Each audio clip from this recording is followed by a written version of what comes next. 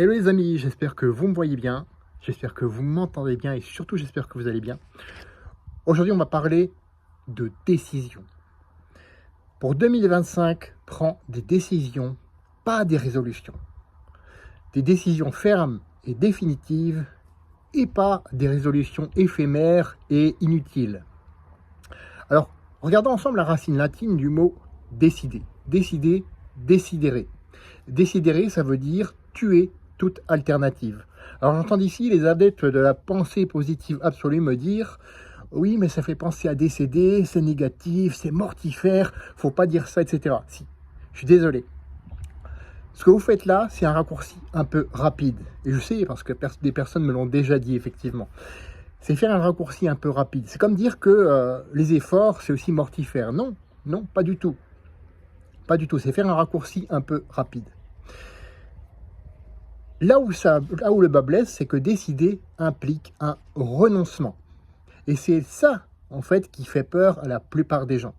Parce qu'ils se disent « Ah, ben j'ai déjà assez renoncé à pas mal de choses dans ma vie, et franchement, j'ai plus envie de renoncer à quoi que ce soit. » Et c'est légitime, encore une fois, c'est OK. Pourtant, c'est ce qui apporte le plus de bénéfices et ou permet de mieux se connaître soi-même, avant toute chose. Je suppose que tu veux des exemples pour que j'étaye mes propos. Eh bien, c'est très simple. Quand je pratique l'exposition au froid, à savoir que là, il fait à peu près 1 ou 2 degrés en plein soleil, quand je pratique l'exposition au froid, je renonce temporairement à mon confort. Mais j'améliore mon système immunitaire, ma résilience, mon métabolisme et donc mon niveau d'énergie. Quand je décide de travailler à ma seconde activité en plus de mon travail salarié, je renonce à une partie de mes loisirs, oui. Mais je construis quelque chose de durable pour réaliser mes objectifs à long terme. Quand je m'exerce au sport, quand je fais du sport 3-4 fois par jour, quand même, je te le rappelle, et ça fait plus de 30 ans que j'en fais, je renonce à me mettre dans le canapé devant Netflix et me dire « Ah, je vais chiller aujourd'hui ». Et donc, durant ce laps de temps, je me construis un physique, une forme, une santé et une énergie dont je peux être fier, tout simplement. Et bien entendu, j'inspire aussi d'autres personnes à faire de même.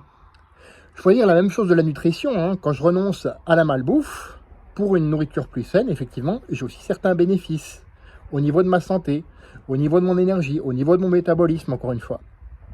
Quand j'affirme ma position, eh bien, je renonce à être accepté et aimé de tout le monde, ce qui est de toute façon une illusion.